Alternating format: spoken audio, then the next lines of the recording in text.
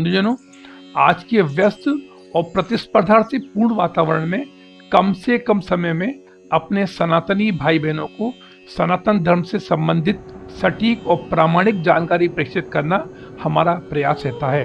अतः हम आपसे अनुरोध करते हैं, कृपया इस संस्करण की सुंदर व्याख्या के सार तथा आनंद अनुभूति हेतु वीडियो के अंत तक बने रहने का कष्ट कर कृतार्थ करें।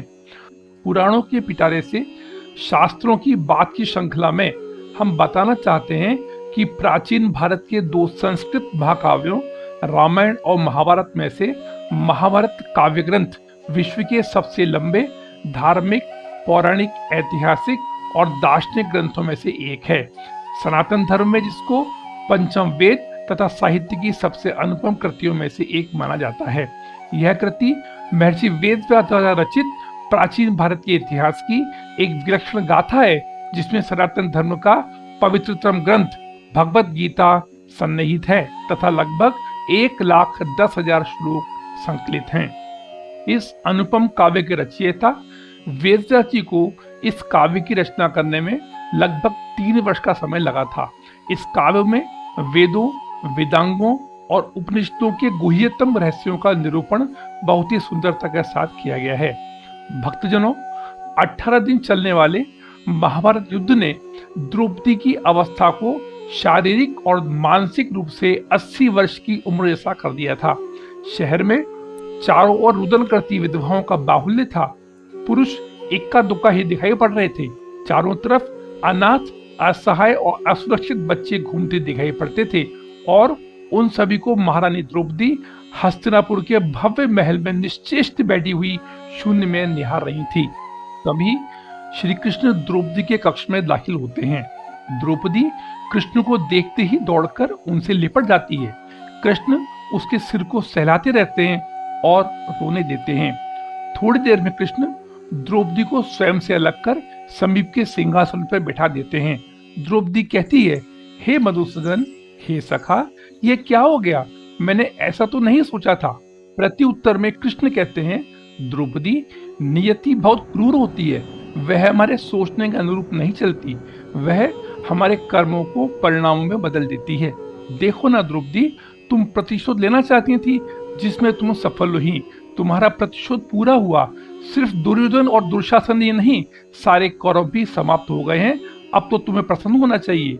द्रौपदी कहती है, हे सखा, ऐसा लगता है तुम मेरे घावों को सहलाने नहीं बल्कि उन पर नमक छिड़कने के लिए आए हो।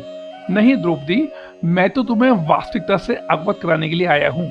हम कर्मों के परिणामों को दूर तक नहीं देख पाते हैं और जब वे समक्ष होते हैं तो हमारे हाथ में कुछ नहीं रहता है।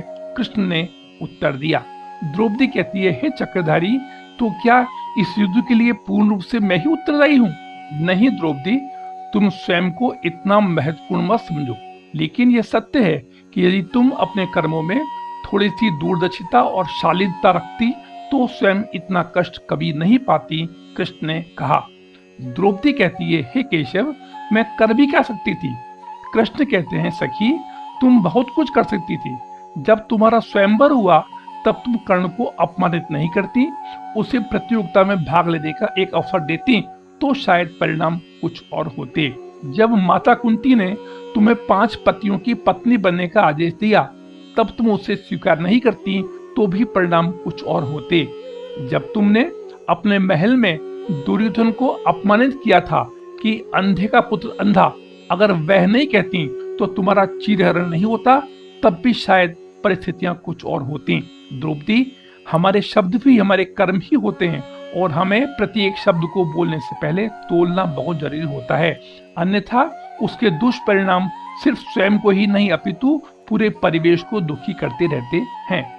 हे सखी, संसार में केवल मनुष्य ही एकमात्र ऐसा प्राणी है जिसका जहर उसके दांतों में नहीं वरन शब्दों में है। इसलिए शब्दों का प्रयोग सोच समझकर करना जरूरी होता है।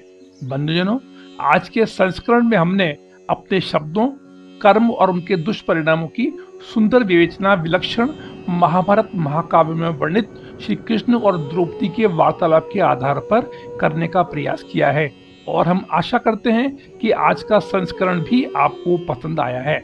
अतः हमारी आपसे करबद्ध निवेदन है, कृपया चैनल को सब्सक्राइब करें एवं सच्चे सनातनी होने के नाते भविष्य में भी इसी प्रकार के सटीक व प्रामाणिक प्रसंगों को सुनने और जानने के लिए कमेंट बॉक्स में ओम नमो नारायणाय अवश्य लिखकर सनातन धर्म को पुष्ट करने की दिशा में अपना योगदान प्रदान कर कृतार्थ करें। ओम नमो नारायणाय। धन्यवाद।